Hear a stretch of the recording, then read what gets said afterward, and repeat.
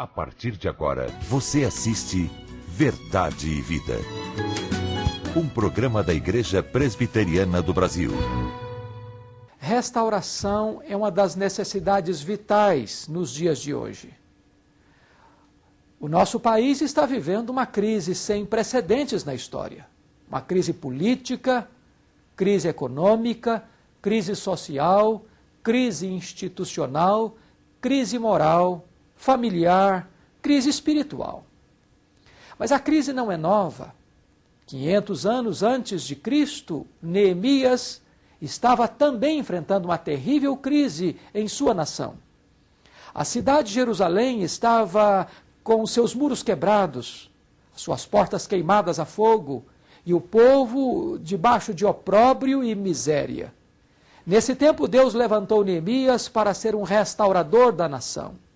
Hoje, Deus pode também restaurar a sua vida, o seu casamento, a sua família, restaurar a sua sorte.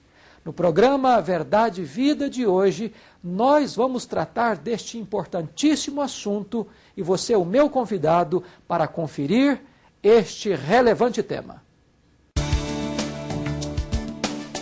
Verdade e Vida. A palavra de Cristo para uma vida melhor. Bom dia, querido amigo telespectador. É com alegria que temos aqui ao nosso lado o reverendo Sérgio Paulo Nascimento, pastor da Igreja Presbiteriana em Piracicaba e que é o presidente da APMT e também o secretário do Conselho Gestor do Fundo Missionário Presbiteriano. Bom dia, reverendo Sérgio Paulo. Bom dia, Daniel. Reverendo Sérgio Paulo, o que é a APMT? A APMT é a Agência Presbiteriana de Missões Transculturais, é uma autarquia da IPB que tem a responsabilidade de gerir toda a obra missionária transcultural da igreja, fora do Brasil e dentro do Brasil. E quais são os campos hoje que a Igreja Presbiteriana do Brasil atua? Hoje, quais são os países e campos que ela atua hoje? Nós estamos hoje em 26 países, podemos dizer que em todos os continentes. Como exemplo, Timor-Leste, Índia, Áustria, países da África, Europa, até o nosso Paraguai. E no Brasil, qual a atuação da APMT no Brasil? No Brasil, nós atuamos especificamente nas aldeias indígenas, com os povos nativos, mas também temos como alvo trabalhar com as colônias estrangeiras que temos no Brasil. Isso ainda é um sonho a ser realizado. Mas em que área se dá essa atuação da APMT, tanto no Brasil como fora do Brasil? São várias as áreas de atuação. A primeira delas na plantação da igreja. Temos já várias igrejas plantadas em vários continentes, filhas da Igreja Presbiteriana do Brasil, como por exemplo na Espanha, na Itália, na Guiné-Bissau, Paraguai, Bolívia, mas também atuamos na área educacional, com escolas, na área social, com projetos sociais de desenvolvimento humano, com várias áreas de atuação na área de esporte, lazer, com vistas à plantação da igreja. Nós falamos de conselho gestor. O que vem a ser conselho gestor? E, por outro lado, como são mantidos esses projetos na África, na Ásia, na Europa, pela Igreja Presbiteriana do Brasil? A Igreja Presbiteriana do Brasil, no seu último Supremo Concílio, a sua Assembleia Geral, ele aprovou uma filosofia de missões para a IPB. E dentro da filosofia de missões estabeleceu que todos os recursos que a igreja recebe, 52% a 55%, tem que ser investido na expansão missionária da igreja. E esse comitê, então, é responsável para aprovar todos os projetos oriundos dos departamentos missionários para que efetivamente a obra missionária avance no Brasil e mundo afora. As pessoas hoje podem participar de que forma da APMT, colaborando, orando, ofertando? Qual é a possibilidade que as pessoas, amigos telespectadores que têm aqui, que podem ajudar um trabalho na África, na Ásia, em outro país? Além desse projeto, parte dos recursos aprovados pelo Comitê Gestor, nós trabalhamos em parcerias com igrejas locais, com irmãos, com empresas ligadas à igreja, e hoje nós temos mais de 350 parceiros que, juntamente com os recursos vindo da IPB, apoiam esses projetos. Então, se houver interesse dos telespectadores, pode contactar conosco na nossa página, onde está todas as informações necessárias para que você possa contribuir e apoiar esses projetos que a PMT desenvolve por todo o mundo. Hoje existem muitos problemas com missionários, principalmente no Brasil, na região amazônica, e de que forma a PMT atua, a Igreja Presbiteriana do Brasil atua junto com os trabalhos com os índios? De que forma é que atua hoje a PMT? Basicamente, atuamos na área social, atendendo as tribos na área médica, odontológica, educacional. Então, há um projeto voltado para isso. Temos o projeto Amanagé, por exemplo, na Amazônia, e outros projetos que estamos desenvolvendo. Basicamente, trabalhamos na tradução também da Palavra de Deus para os povos nativos. Já temos a confecção de novos testamentos que foram entregues até recentemente para os grupos nativos brasileiros. Então, os índios têm o mesmo direito que os não índios brasileiros de conhecerem a palavra de Deus e assim tomarem uma posição ao lado do Senhor Jesus? Sem dúvida. Nós temos que considerar o nativo brasileiro como um ser humano.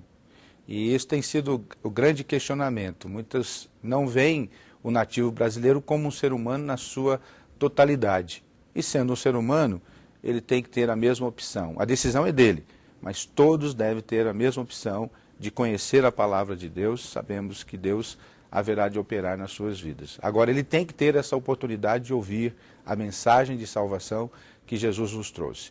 De igual forma, todos os povos do mundo. Como contactar hoje com a PMT? De que forma? Repito, podem os telespectadores usar a nossa página www.apmt.org.br e lá encontrará todas as informações e até os campos missionários, onde eles estão e as correspondências que podem ser efetivadas com eles também. Reverendo Sérgio Paulo, deixe uma mensagem para os nossos amigos telespectadores com a ênfase missionária da agência que o senhor está a dirigir. Bem, a agência tem como missão cumprir com o que Jesus nos deixou. Pregar o Evangelho até a última etnia. E é isso que nós estamos lutando, para sermos esta perna da IPB, para alcançar os povos não alcançados com o Evangelho de Cristo. Muito obrigado, reverendo Sérgio Paulo. E nós vamos ouvir essa mensagem musical e logo após a mensagem da Palavra de Deus com o reverendo Hernandes Dias Lopes. Verdade e Vida. A palavra de Cristo para uma vida melhor.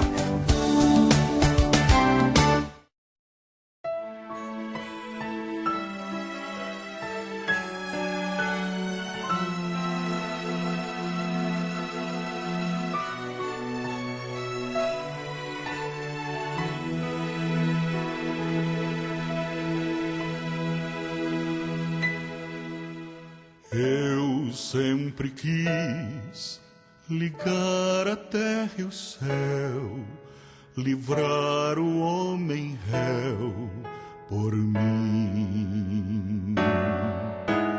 Quis construir escada pra subir e o céu conseguir assim. Mas Deus fez louca a sabedoria, vã a filosofia e descobri por fim o seu poder e a sabedoria que revelou no padecer Jesus na cruz um dia. Para quem crê, ligou o céu e a terra e pôs um fim à guerra do homem com seu Deus. Eu, para crer, quis tudo entender e algum sinal quis ver. Era pra mim escândalo, Jesus, loucura aquela cruz, mas Deus fez louca a sabedoria, vã a filosofia e descobri por fim o seu poder e a sabedoria que revelou no padecer Jesus na cruz um dia. Para quem crer, ligou o céu e a terra e pôs um fim à guerra do homem com seu Deus.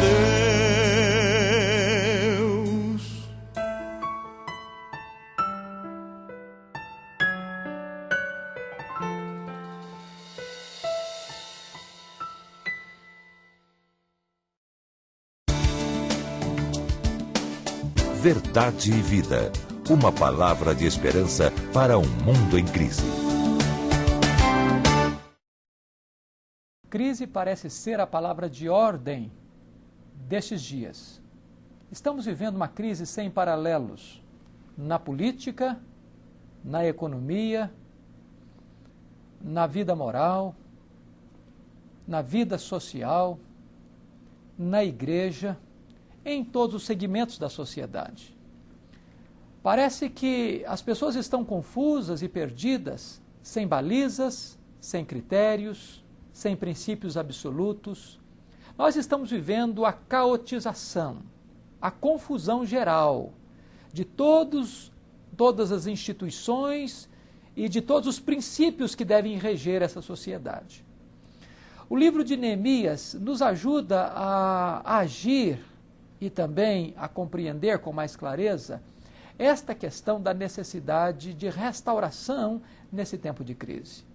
O livro de Neemias é um livro que trata da restauração da cidade de Jerusalém. Cidade que fora arrasada, destruída por Nabucodonosor.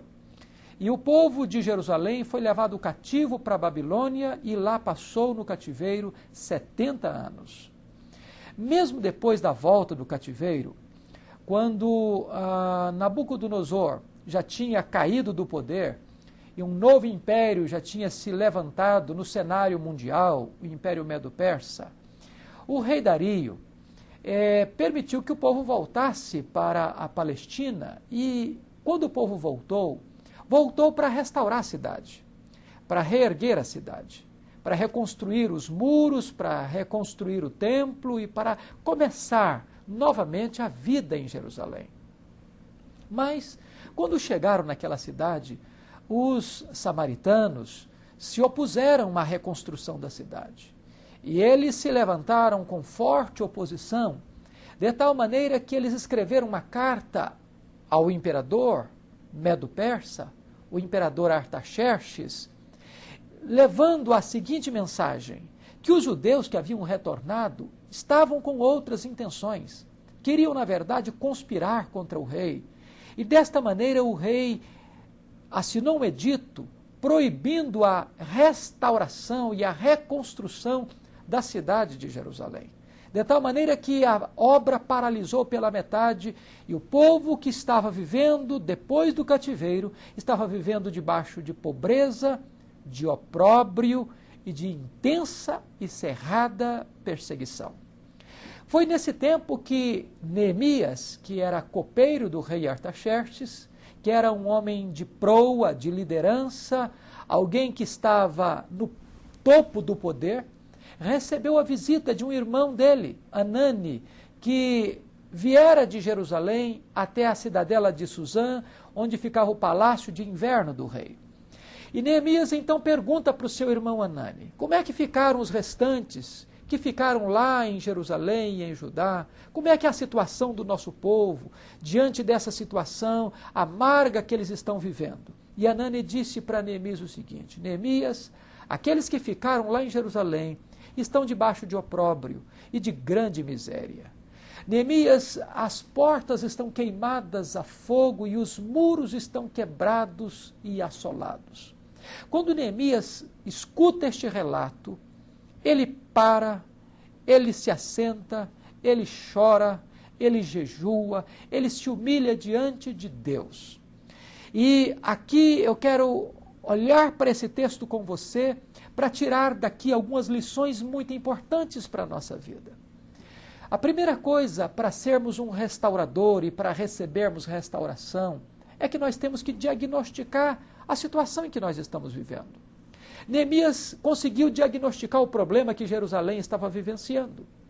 E quais eram esses problemas? Em primeiro lugar, diz o texto que os muros estavam quebrados, caídos. Naquela época, as cidades eram protegidas e amuralhadas. Uma cidade sem muros era uma cidade sem proteção, onde a violência imperava, onde os inimigos entravam e saqueavam e expoliavam e feriam o povo. De tal maneira que uma cidade sem muros era uma cidade desprotegida, onde imperava a violência. Não é esse o problema que nós estamos enfrentando hoje. As nossas cidades estão se transformando em verdadeiros campos de sangue. Nós estamos vivendo trancados atrás de grades e de chaves porque os criminosos e marginais estão soltos.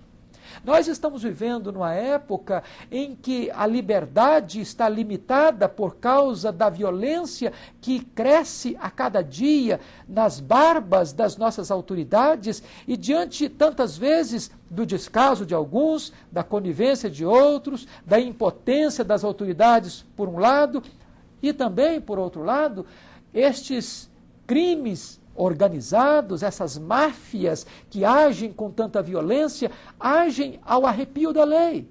A lei não consegue alcançá-los.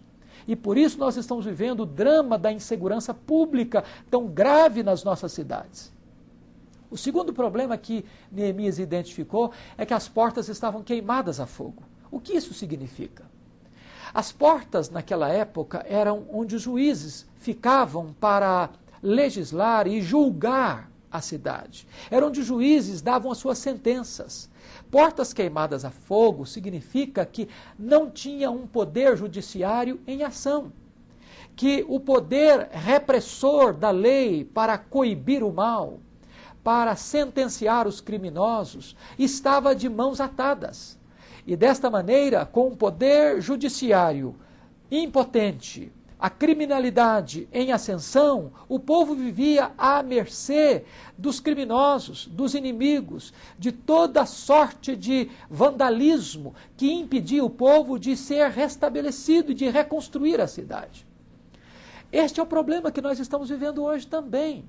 Nós estamos vivendo num período em que, muitas vezes, o poder judiciário, togado em nome da lei, tantas vezes se mancomuna com as próprias práticas de pecado, de vícios, de crimes e de erros.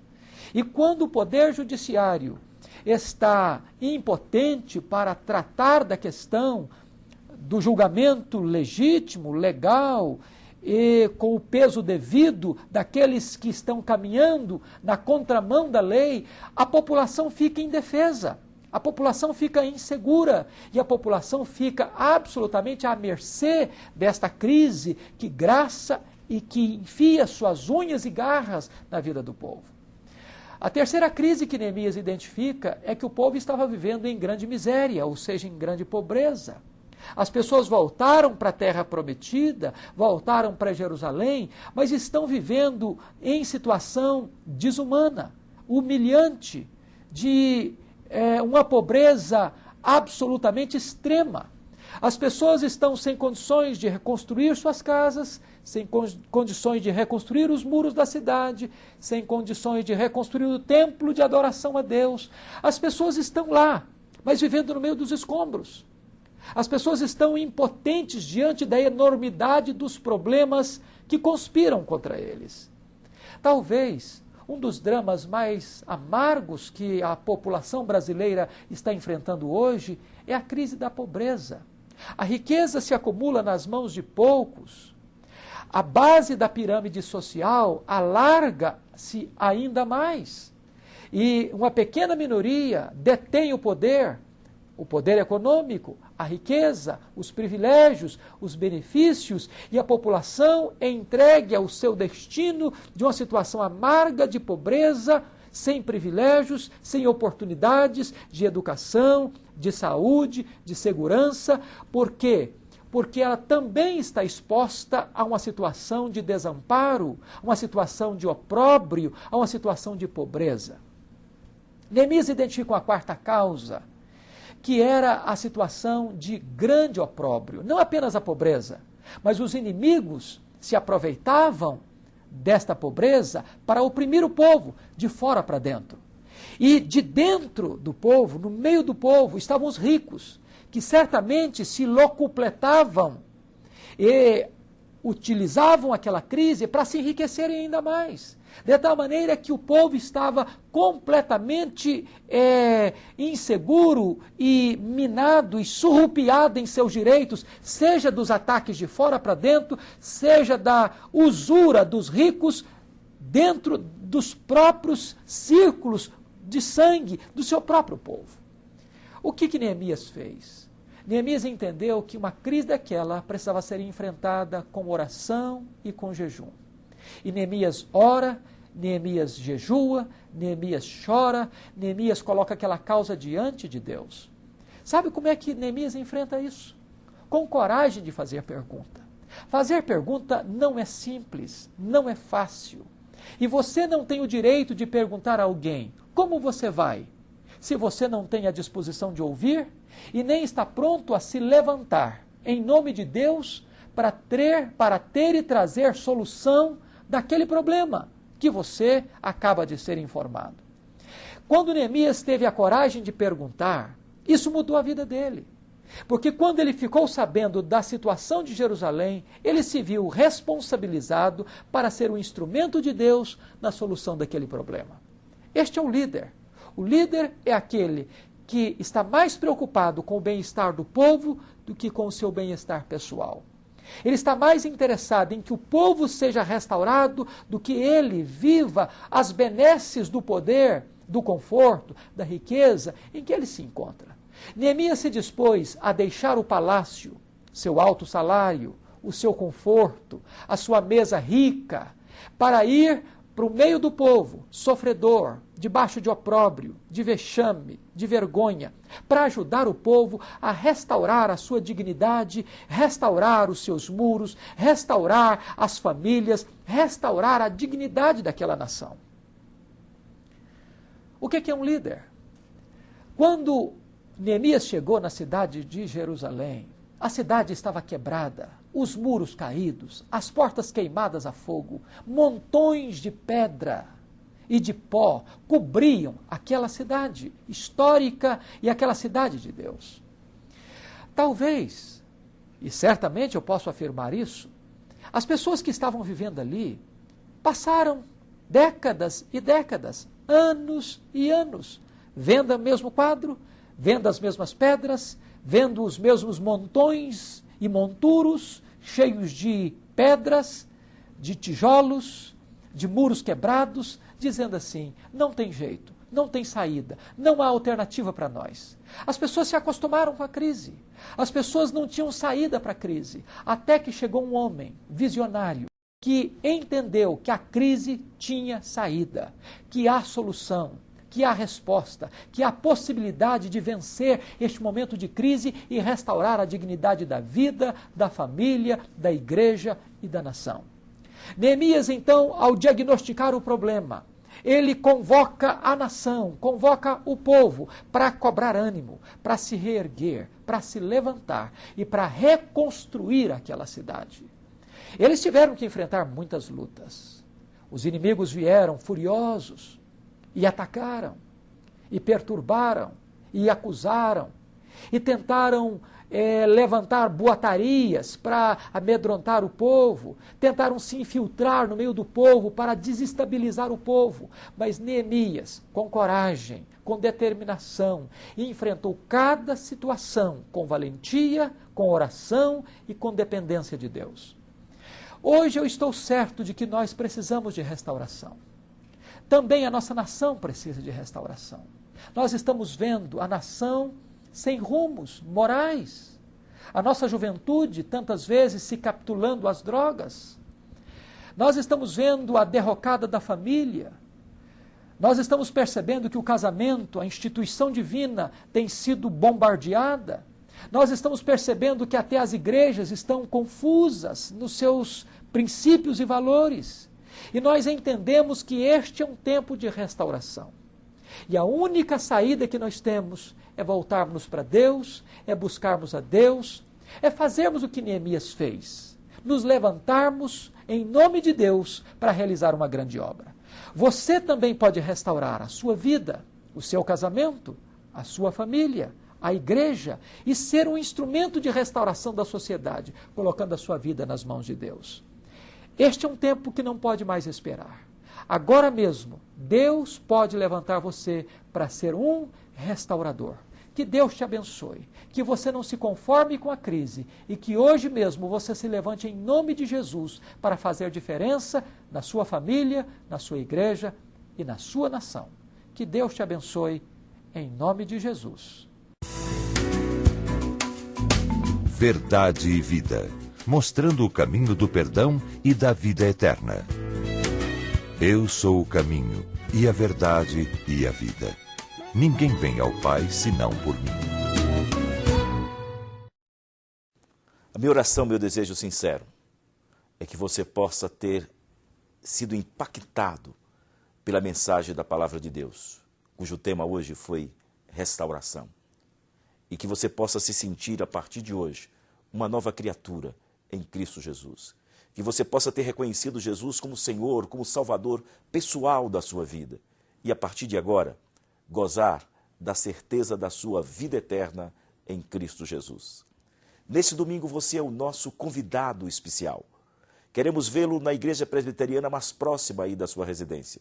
Escola dominical e culto pela manhã às 9 horas, culto pela noite 18, 19 horas. Você é o nosso convidado. Diga ao pastor, ao chegar na igreja, ou algum presbítero, alguém na recepção, eu sou convidado do programa Verdade e Vida. E assim, ele saberá que esse programa está fazendo diferença na proclamação do Evangelho Salvador e Redentor do Senhor Jesus.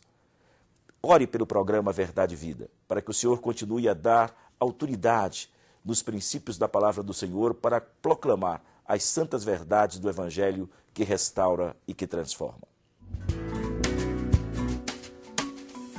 Oferta mensal. Você pode depositá-la no Banco do Brasil. Agência 4442, dígito 3, conta 7.000, dígito 9. Agência 4442, dígito 3, conta 7.000, dígito 9. Você faz parte dessa história de fé. Um programa da Igreja Presbiteriana do Brasil. Até o próximo sábado, quando estaremos aqui pela Rede TV às 7h15 com mais um programa Verdade e Vida. Até lá, e que Deus muito o abençoe. Verdade e Vida, mostrando o caminho do perdão e da vida eterna. Eu sou o caminho, e a verdade e a vida. Ninguém vem ao Pai senão por mim.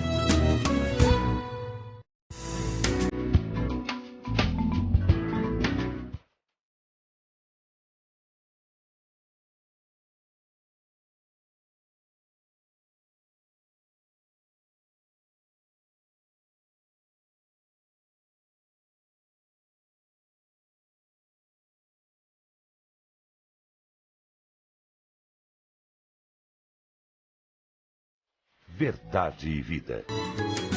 Um programa da Igreja Presbiteriana do Brasil.